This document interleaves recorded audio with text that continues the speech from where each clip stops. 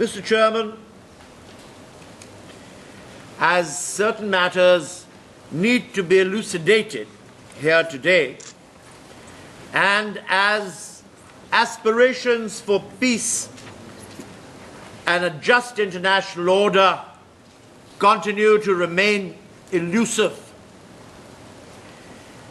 in the area of nuclear disarmament and non-proliferations, there, in my mind, have been several recent negative developments. These developments include, number one, it seems nuclear weapon states are not ready for a zero nuclear weapons option.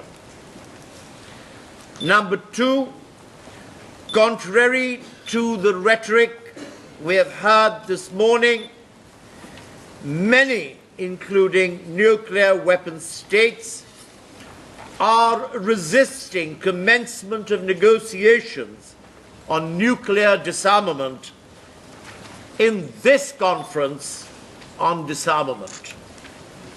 Number three, there are blatant violations of national and international non-proliferation rules and obligations by the international community that include pursuit of selectivity, exceptionalism, discrimination, and double standards, which are guided by commercial and national strategic considerations. Number four, there is a widening gap between major powers and the capacity for defense of smaller states through development of the ABM systems, the steady militarization of outer space, and the build-up of conventional forces by major powers. And lastly, the growing lack of credibility of nuclear security assurances to non-nuclear weapon states. Mr. Chairman, nuclear disarmament is today a core issue around which all other security issues revolve. Multilateral deliberations on important platforms such as this Commission offer to the wider international community mechanism, the only mechanism to address the threat perceptions posed to the international community's security and stability in a nuclear weapons world, hence its importance. Some powerful nations assert that while the global environment today is more favorable for progress towards nuclear disarmament and their own commitment to nuclear zero, surprisingly they are opposed to the Conference on Disarmament engaging in negotiations on this core issue. This contradiction is now a dilemma for this House. Total, and I reiterate, total elimination of nuclear weapons is the only guarantee to secure the durable peace and security for the international community. In principle, nuclear disarmament and non-proliferation must remain synonymous because nuclear non-proliferation only gains recognition of its international legitimacy as a goal because it should lead towards the larger aim of nuclear disarmament. But can the goals of non-proliferation be achieved while a small elite club continues to possess nuclear weapons indefinitely? Is the NPT meant to divide the world perpetually into states that possess nuclear weapons and those who do not? I do not think this is the principle upon which it was founded. Mr. Chairman, Some dismissively scoff at the mission, saying it has not lived up to its potential role. Their motives are clear. They deliberately lower this Commission's relevance. Is this a failure of the disarmament machinery, or is it our own bleak failure of political will to promote the disarmament and non-proliferation agenda? The current UNDC session has 3 items which need to be discussed. We hope the Commission would be able to reconcile the differences in perspectives, approaches and modalities amongst the member states while deliberating on nuclear disarmament and non-proliferation issues. We expect that the Disarmament Commission also would be enabled to revive prospects for effective nuclear and conventional disarmament and its meaningful contribution to international and regional peace and security. Mr. Chairman, for the sake of our international brotherhood, the issue of negative security assurances is an integral component of the debate on disarmament and non-proliferation. The unattended demand for such security assurances has been on the international arms control and disarmament agenda since the 1960s without tangible result. We hope that the Disarmament Commission now will add its voice to the urgency of negotiations on this important subject. Space has become an imperative, not an option, Mr. Chairman. Militarization and weaponization of space must be prevented, or its ability to destroy the planet Earth will be the last battle.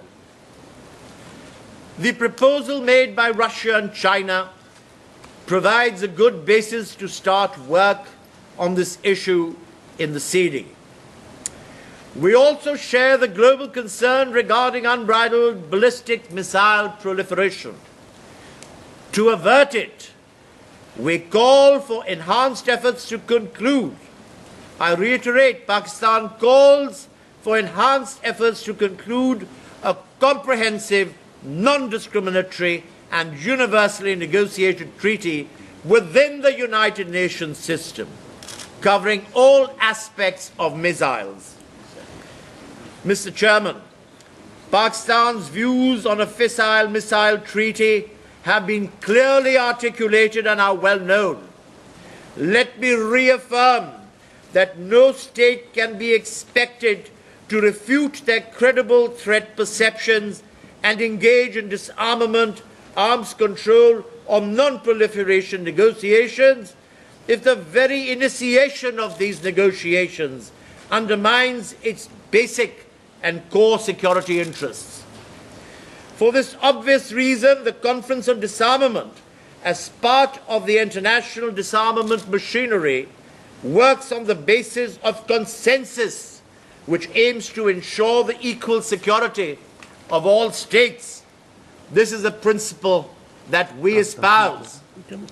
Having said that, let me highlight that the present focus on FMCT follows a regular pattern of negotiating only those agreements that do not undermine or compromise the security interests of certain powerful states. We observe a similar pattern in the Biological Weapons Convention, Chemical Weapons Convention, and even in the CTBT. Therefore, let me suggest to you that only after possessing a vast number of nuclear weapons, major powers considered of making the biological and chemical weapons systems internationally superfluous and redundant. In the case of CTBT, only after carrying out sufficient number of nuclear tests, it dawned upon them that testing was unnecessary. It seems that an unequitable principle has been achieved. What is mine, for others it is not necessary.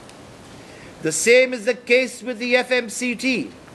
having developed huge stockpiles of nuclear weapons as well as stocks of fissile material, the major powers are ready to conclude a treaty that will only ban future production of fissile material. Let me reiterate here, that will only ban future production of fissile material. For a fissile material treaty to genuinely advance the goals of disarmament and non-proliferation, it should not just ban future production bilaterally, but also provide for reduction of stocks multilaterally and take a broader, credible approach to the issues of definition, scope, and verification of fissile material, which has not been done.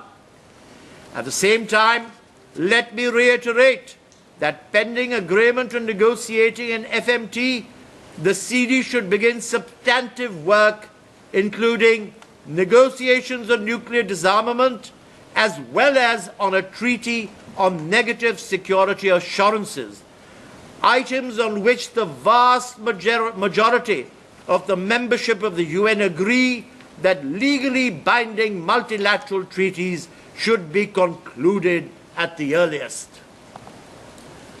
Mr. Chairman, we hope that deliberations of the second item of the Commission's agenda will help in achieving a comprehensive, balanced, forward-looking and principle-based outcome. While international attention is focused on the need to control weapons of mass destruction, the trade and military expenditures in conventional weapons continues to rise. In 1978, at SSOD-1, it characterized global military expenditure as a colossal waste of resources. In the last 10 years, it has multiplied so many times that we can only call it an even worse colossal waste of resources. Ironically, the weapons that fuel conflicts are not manufactured in the zones of war, but in the havens that enjoy the maximum peace. A further complicating factor is the development of advanced conventional weapons, with lethality approaching that of weapons of mass destruction. In view of these disturbing trends, it is now an imperative to pursue conventional arms control, even at the lowest possible levels of armament and military forces, in order to promote peace and discourage huge collateral damage in the form of human lives. But in all conventional arms control, there need to be a verifiably in the regional and sub-regional context. They need to be pursued verifiably in the regional and sub-regional context, since most threat perceptions arise mainly in contiguous states in regions. The General Assembly has regularly adopted the resolution entitled Conventional Arms Control at the regional and sub-regional levels. This is a good sign, which requests the Conference on Disarmament to consider formulating the principles that can serve as a framework for regional agreements on conventional arms control. The General Assembly also adopts a yearly consensus resolution titled Confidence Building Measures in the regional and sub-regional context. We hope that this Commission will draw on these resolutions in preparing recommendations on CBMs in the field of convention weaponry. In conclusion, it is only by reviving the level of commitment by the international community that led to SSOD-1, and by giving due importance to various facets of the international security agenda, will we be able to help move the shared objectives of disarmament and non-proliferation in both the nuclear and conventional fields. Pakistan strongly feels the support the call of the 119-member non-aligned movement for convening SSOD-4 that would involve a global consensus on all these issues. I thank you, Mr. Chairman.